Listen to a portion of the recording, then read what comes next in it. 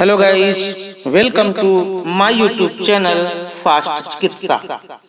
मित्रों नमस्ते, प्रणाम। आप सबका हमारे यूट्यूब चैनल फास्ट चिकित्सा में हार्दिक स्वागत एवं अभिनंदन है। मित्रों, इस चैनल के माध्यम से हम आप तक आयुर्वेद से जुड़ी हुई उन समस्त जानकारियों को आप तक पहुंचाते हैं, जिनके माध्यम से आप और आपका पूरा परिवार स्वस्थ एवं खुश रहे। इसके बारे में हमने एक मुहिम छेड़ी हुई है, जिससे हम आयुर्वेद से ही हमारे ऋषि मुनियों द्वारा खोजी गई उन विभिन्न जड़ी बूटियों के द्वारा, जिससे हमारा और हमारे परिवार का जीवन और अच्छा, सुगम और सरल हो जाता है तथा विभिन्न बीमारियों से लड़ने की ताकत हमें मिलती है। उसमें एक छोटा सा प्रयास है। मित्रों, आप इस प्रयास में हमारा साथ दें, हमारे चैनल को लाइक, सब्सक्राइब एवं शेयर करें। धन्यवाद। तो चलिए आज की चर्चा को शुरू करते हैं। आज का विषय है आहार ही औषध है। जीना सीखो सुखी जीवन, जीना सीखो सुजीवन आपकी रक्षा स्वयं कर लेगा। जीना सीखो सुजीवन आपकी रक्षा स्वयं कर लेगा। इस बात का निषेध कोई भी न करेगा कि मनुष्य का संगठन उसके भोजन पर निर्भर है। वस्तुतः मनुष्य अपनी भोजन की थाली पर ही बनता या बिगड़ता है। यह बात विश्वास का कथन मात्र ही नहीं है, किंतु कार्य रूपेण यथार्थ है। यदि मनुष्य के प्रायः प्रत्येक रोग के मूल कारण का पता लगाया जाए, तो वह उसका भ्रम भरित कुत्सित भोजन ही निकलेगा। और यदि सत्य का अर्थ निश्चित ज्ञान व तथ्यार्थ है, तो मैं अपने पाठकों को निश्चय दिलाता हूँ कि केवल समुचित आहार से ही सारे रोग अच्छे हो सकते हैं। मनुष्य का शरीर यत्र में एक चमत्कार है। वह स्वमेव सुव्यवस्थित हो जाने वाला, स्वमेव नियमबद्धता को प्राप्त होने वाला, स्वमेव सुधर जाने वाला तथा स्वमेव विकसित होने वाला यंत्र है।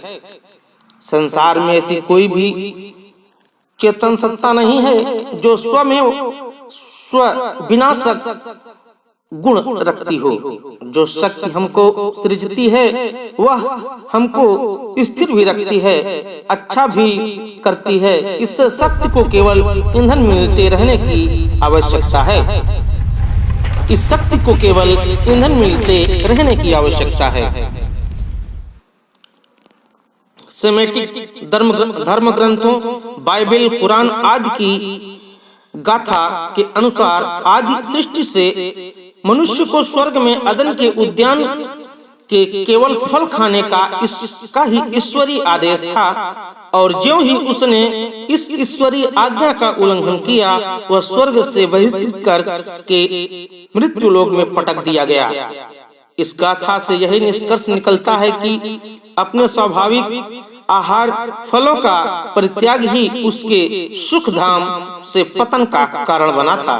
हमारे उदर की रचना इस बात की पुष्टि करती है और जीवित और मृत जंतुओं के आमाशयों के निरीक्षण से इसका प्रमाण मिला है कि मनुष्य निसंगतः फलाहारी है। विज्ञान हमको यह बतलाता है कि यदि हम स्वस्थ रहना चाहते हैं, तो हमारा रक्त क्षारीय रहना चाहिए, और ज्यों ही उसमें अम्लता आ जाती है, हम रोगी हो जाते हैं। स्वाभाविक रूप में फल और शाक हमारे रक्त को क्षारीय दशा में रखते हैं, और कृत्रिम रीति से तैयार किए हुए प्राकृतिक आहार, चाहे वे जिह्वा को स्वाद और नेत्रों को सुंदर ही क्यों न लगे, क्यों न प्रतीत होते हों, अम्लता को उत्पन्न करते हैं। हमारे जो भी आहार कृत्रिम हाथों से तैयार किए जाते हैं उनका उद्देश्य केवल व्यावसायिक लाभ होता है। यह व्यावसायिक लूट की ही मनुष्य जाति के स्वास्थ्य के उन्मूलन, उसको खोखला बनाने के लिए उत्तरदायी है। मिठाई, पूरी, कचौरी आदि कृत्रिम आहारों के धनलोलुप निर्माता, हलवाई आदि लाभ की फसल काटते हैं। वस्तुतः हमारी चिताएं रसोई घरों में ही तैयार होती हैं। प्राचीन काल में मनुष्य की आयु सैकड़ों वर्षों की होती थी और इस तथाकथित सभ्यता के युग में बिरले ही मनुष्य 100 वर्ष के पार पहुंचते हैं। खाओ, पियो और आनंद उड़ाओ की उक्ति ही वस्तुतः हमारे विनाश का कारण है। मनुष्य जो कुछ खाता है उसी से उसको बल प्राप्त नहीं होता है, किंतु वह जो कुछ खाकर पचाता है और उसको आत्मसात करता है उसी से उसके देह में शक्ति आती है। मनुष्य का पोषण प्रधानतः वनस्पतियों के ही आश्रित है। केवल मनुष्य ही ऐसा जंतु है जो अपने भोजन को आग पर पकाता है और इसलिए वह सबसे अधिक रोगी रहने वाला प्राणी है। एक पुरानी कहावत है कि परमेश्वर तो नाना प्रकार के सुस्वादु आहारों को उत्पन्न करता है और बुद्धि भ्रष्ट जन शैतान उनको पकड़कर बिगाड़ देता है।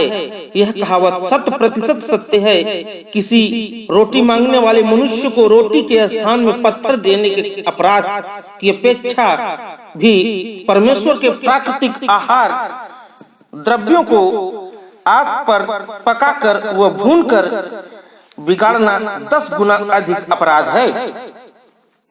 संसार के किसी भी विज्ञान में यह सामर्थ्य नहीं है कि वह एक सड़े हुए अंडे को उसकी पूर्व उपयोगी दशा में ला सके, किंतु आजकल साइंस का बड़ा ढोल पीटा जाता है। यदि विज्ञान के लिए रहे तो मनुष्य के प्रति उसका कोई उपयोग नहीं है। विज्ञान से भी पूर्व हमारे देहों और हमारे जीवनों की सृष्टि होती है। अतः विज्ञान ईश्वरीय नियमों के विषय में प्रकृति को कोई शिक्षा नहीं दे सकता और न कभी आगे ही दे सकेगा। जब तक तथाकथित डॉक्टरों के अंधभक्त व डॉक्टरपंथी अदम्य महामारी के रूप में वर्तमान रहेंगे, मनुष्य कभी भी सत्य को नहीं जान सकेंगे और स्वार्थी जन निर्लज्जता पूर्वक उनकी मूर्खता का लाभ उठाते रहेंगे। सृष्टा के नियमों की अवहेलना करके लक्ष्य पर बाण चलाते रहने और चूकते जाने की रीति सर्वथा उपेक्षणीय है। उसको तत्काल छोड़ देना चाहिए। आजकल की औषध चिकित्सा लक्ष्य भेद का ही दृश्य है। अतः वह प्रश्रय यानी आदर पाने योग्य नहीं है। वर्तमान एलोपैथी चिकित्सा सुनियमित विज्ञान का शास्त्र की कसौटी पर पूरा उतरने में विफल हो चुकी है। उसका दिवाला ऐसा कभी न निकला था जैसा कि अब निकल रहा है। यदि अभी उसका पूर्णतः भंग नहीं हुआ है तो भी उसमें स्थान स्थान पर दरारें तो अवश्य ही आ गई हैं। वह मरती हुई भी लखोखा मनुष्यों के प्राण प्रणरूपा का भय दिखला रही है। अभी एक अमेरिकन पत्र में यह पढ़कर मेरे मन को आघात पहुंचा कि संसार में एक भी पूर्ण स्वस्थ मनुष्य विरल ही मिलेगा। स्वस्थ शरीर में स्वस्थ मन की विद्यमानता का दर्शन दुर्लभ ही है। मैं इस ट्वीट की संख्याएं देखकर आपके उद्वेग का हेतु नहीं बनना चाहता, किंतु मेरी बात में सत्य के अतिरिक्त और कुछ भी नहीं है। वह 16वां आना सत्य है। अमेरिका के द्वीप में न्यूयॉर्क लाइफ एक्सटेंशन इंस्टीट्यूट पत्र में प्रकाशित 2 मॉल की अवधि में जीवन बीमा कराने के लिए आए हुए अंकों से यह रहस्य खुला है कि 3,50,017 बीमे के प्रार्थियों को परीक्षाओं में एक भी वास्तविक स्वस्थ शरीर नहीं पाया गया।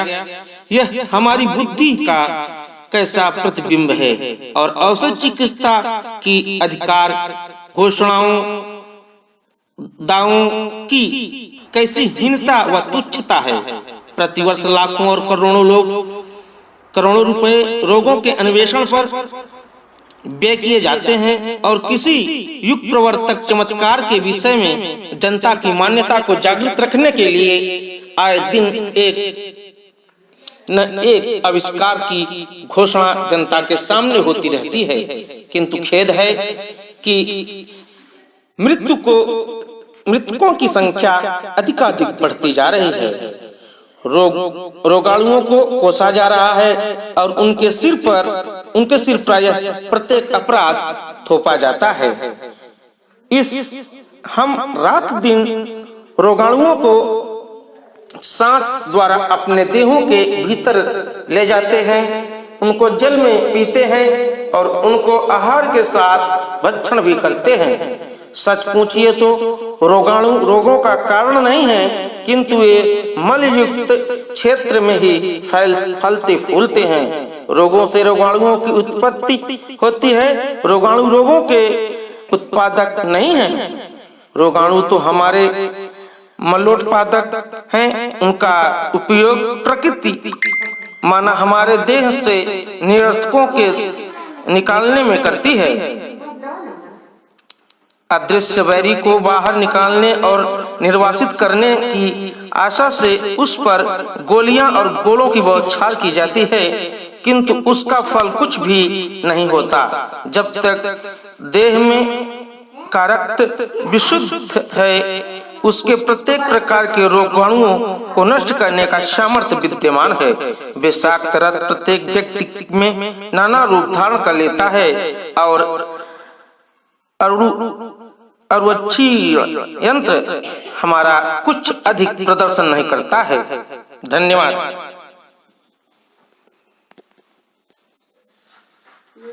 आई है आई